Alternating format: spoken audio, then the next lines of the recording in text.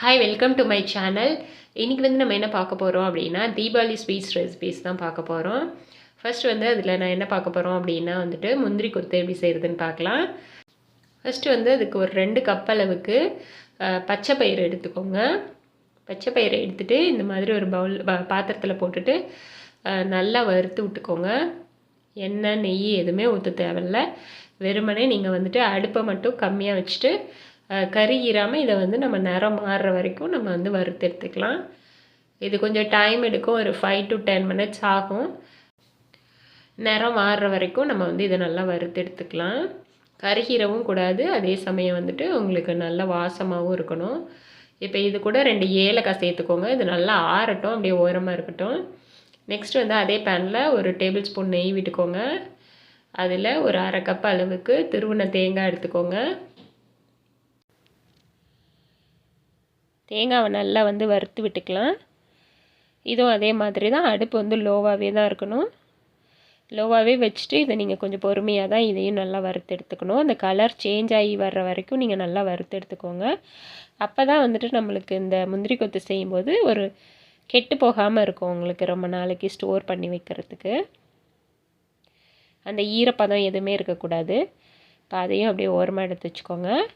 அதே பேனில் இப்போ வந்துட்டு ஒரு டேபிள் ஸ்பூன் வந்துட்டு வெள்ளை எள்ளு இல்லை கருப்பு எள்ளு ஏதோ ஒரு எள்ளு சேர்த்துக்கோங்க.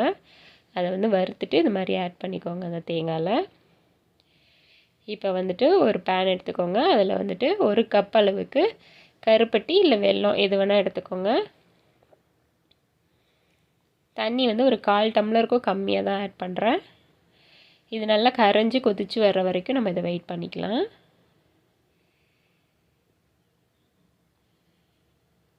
நல்லா கொதிச்சிருச்சு. இது கம்பி பதம் எதுவுமே தேவை கிடையாது, ஜஸ்ட்டு கொதித்து வந்தால் மட்டும் போதும். இது அப்படியே ஓரமாக இருக்கட்டும். இப்போ நீங்கள் ஆற வச்சுருந்த அந்த பச்சை பயிரை வந்து ஒரு மிக்ஸி ஜாருக்கு மாற்றிக்கோங்க. இது கூட நம்ம ஏற்கனவே ஏலக்காய் சேர்த்துருக்கோம். இது கூடயே வந்துட்டு கொஞ்சமாக இஞ்சி தூள் ஆட் பண்ணிக்கோங்க.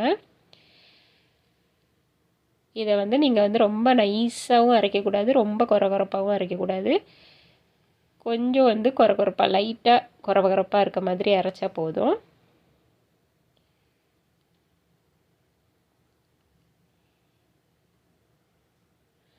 இது கூட நம்ம அந்த வறுத்து வச்ச தேங்காயும் எள்ளையும் ஆட் பண்ணிக்கோங்க.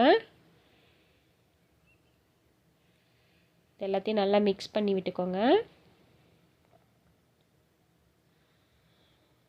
எல்லாம் நல்லா மிக்ஸ் ஆனதுக்கப்புறமா நம்ம கொதிக்க வச்ச அந்த வெல்லத்தை வந்து நம்ம இதில் ஆட் பண்ணிக்கலாம்.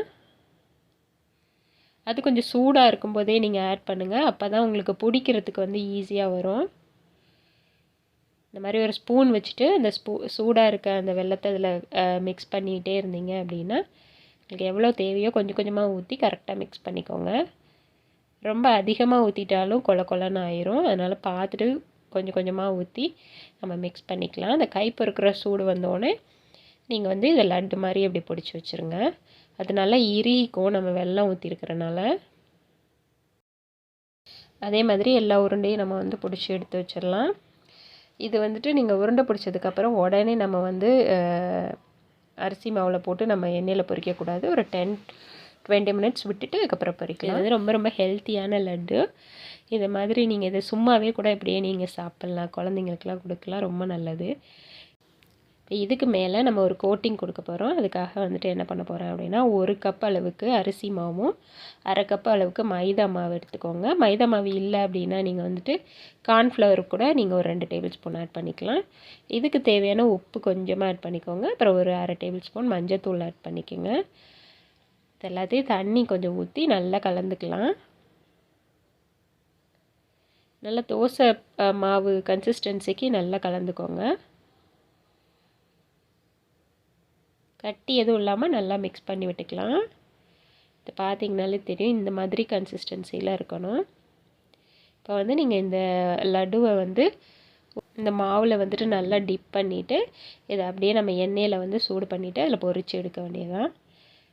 எண்ணெய் வந்து நீங்கள் ரொம்ப ஹீட்டாக வைக்கக்கூடாது, மீடியமாகவே வச்சுக்கோங்க. 2 கூட போடலாம், இல்லை 3 கூட நீங்கள் போடலாம். இது வந்து சீக்கிரமே வெந்துடும். ஆல்ரெடி நம்மளுக்கு உள்ளே வேகிறதுக்குலாம் ஒன்றுமே இல்லை, வெளியில் அந்த அவுட்லைன் மட்டும்தான் வேகணும். அதனால் அது ஒரு போட்ட நிமிஷமே உங்களுக்கு ஒரு 2 மினிட்ஸ்லேயே வெந்துடும். இதை வந்துட்டு நம்ம எடுத்துடலாம்.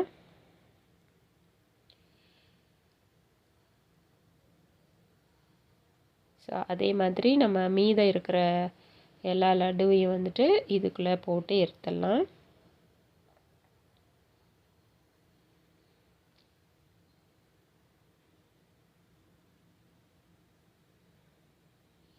இப்போ எல்லாத்தையுமே பொரிச்சு எடுத்தாச்சு. இது வந்து நீங்கள் நல்லா ஸ்டோர் பண்ணி வச்சு சாப்பிட்லாம். எத்தனை நாள், ஒரு 10 டேஸ் ஆனாலும் இது வந்து கெட்டு போகாமல் இருக்கும். நீங்கள் தீபாவளிக்கு வந்துட்டு இந்த பலகாரம் செய்கிறீங்க அப்படின்னா நீங்கள் முன்னாடியே 1 வீக் பிஃபோரே கூட நீங்கள் செஞ்சு வச்சுக்கலாம். கெட்டும் போகாது, ரொம்ப டேஸ்டியாகவும் இருக்கும், ஹெல்த்தியாகவும் இருக்கும். இது போல் நீங்களும் ட்ரை பண்ணி பாருங்கள். என்னோடய சேனல் உங்களுக்கு பிடிச்சிருந்துச்சுன்னா லைக் பண்ணுங்கள், ஷேர் பண்ணுங்கள், கமெண்ட் பண்ணுங்கள்.